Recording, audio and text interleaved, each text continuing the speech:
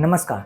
अगर ब्राह्मण आर्यन है तो अनटचेबल्स भी आर्यन है, और अगर ब्राह्मण द्रविडियन है तो अनटचेबल्स भी द्रविडियन है। ये किसी नेता के भाषण की पंक्तियां नहीं थी, ये डॉक्टर B.R. अम्बेडकर के एक ठोस साइंटिफिक एनालिसिस का नतीजा थी। 20वीं सदी के ब्रिटिश इंडिया में वो दौर था जब इंसानों की नस्ल तय करने के लिए उनकी खोपड़ियां, नाक की चौड़ाई और लंबाई नापी जा रही थी। एक ब्रिटिश अधिकारी सर हर्बर्ट रिस्ले ने नेजल इंडेक्स का कॉन्सेप्ट दिया, जिसमें नाक की लंबाई और चौड़ाई का अनुपात निकालकर जातियों की ऊंच नीच तय की जाती थी।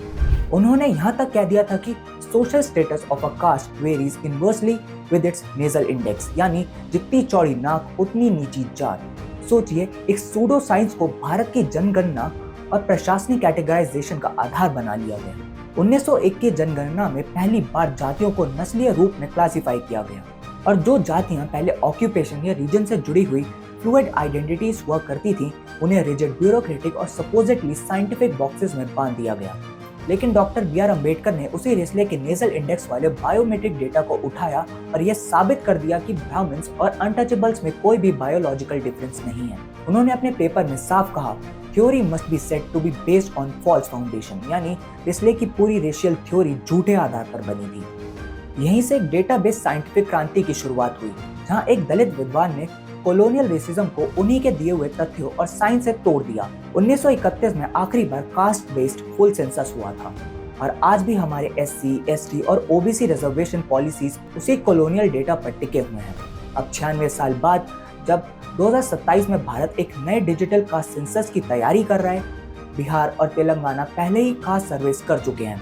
कांग्रेस ओपनली इसकी मांग कर रही है, और बीजेपी भी धीरे धीरे कॉशियस सपोर्ट दे रही है। लेकिन असली सवाल ये है कि क्या ये कास्ट डेटा एम्पावरमेंट का माध्यम बनेगा या एक पॉलिटिकल वेपन? क्या ये डेटा सुरक्षित रहेगा या मिसयूज होगा?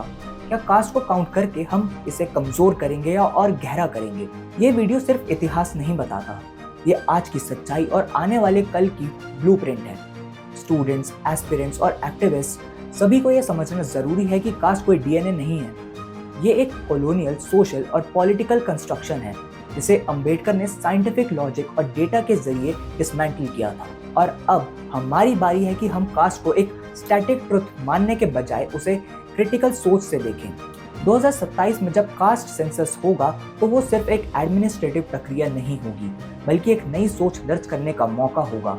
एक सोच जो कास्ट को आइडेंटिटी नहीं, सिर्फ एक डेटा पॉइंट माने, जो वोट बैंक नहीं, न्याय का साधन बनाए, और जो अंबेडकर को सिर्फ इतिहास की किताबों का हीरो नहीं बल्कि आज के दौर का डेटा जस्टिस मेंटोर माने। आज का वक्त डिमांड करता है कि हम डेटा का इस्तेमाल डिग्निटी के लिए करें, ना कि डिवीजन के लिए। अब आप बताइए, आपकी क्या राय है कास्ट सेंसस को लेकर?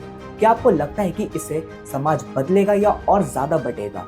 और अगर आपको ये जानकारी वैल्यूएबल लगी हो तो इस वीडियो को लाइक करें और अपने दोस्तों से शेयर करें, और हमारे चैनल को सब्सक्राइब करना बिल्कुल मत भूलिए।